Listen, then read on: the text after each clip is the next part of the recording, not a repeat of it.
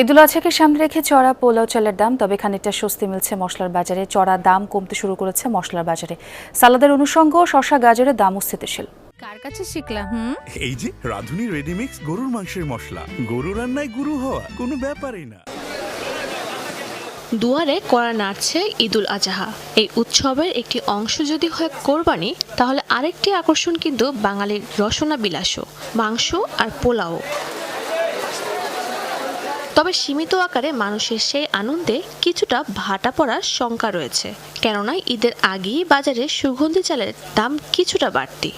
সব সময় তো পোলার চাল খাই না, তবে এই মুহূর্তে মানে এই যে ঈদুল আজহার আগে বাড়াটা একটু অসহনীয় আর কি মনে করি। প্রতি বস্তায় 500 টাকা বাড়ছে। এক নম্বর যেগুলা যেমন এরফান, তারপরে মুজাম্মেল, এগুলা বস্তায় 500 টাকা মতন বাড়তি। কোম্পানিগুলো চাল বিক্রি করার পরের থেকে মনে করেন যে এই যে সময় চালের দাম বাড়ে 1 কেজিতে মনে করেন 8 থেকে 10 টাকা বাড়ে। যখন সরকার আবার বিভিন্নভাবে মনিটরিং করে 2 টাকা হয়তো বা 3 টাকা কমার পরে আবার 10 টাকা বাড়ে। এদিকে রান্নার অন্যতম অনুষঙ্গ গরম মশলার বাজারেও স্বস্তি নেই। এখনও ছাড়েনি দাম, বিক্রি হচ্ছে আগের চড়া দামই। একই চিত্র অন্য মশলার দরেও।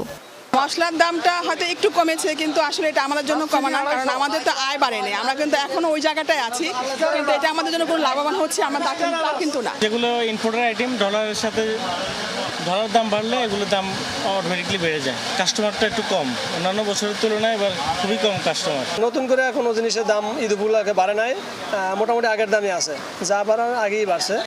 তবে সারাদিন ভারী খাবারের মাঝে সালাদ খাওয়া নিয়ে এবার দুশ্চিন্তা কম। পর্যাপ্ত যোগান থাকাতে শসা, টমেটো আর কাঁচামরিচের বাজার কিছুটা নিয়ন্ত্রণে আছে।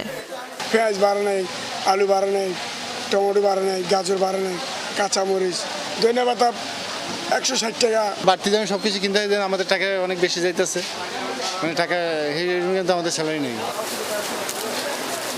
তবে সব মিলিয়ে ঈদের আয়োজনে আয়ের চেয়ে ব্যয়ের হিসাব মেলাতে হিমশিম খেতে হবে মধ্য আর সীমিত আয় ক্রেতাদের। শাজনীন অন্তরা, যমুনা।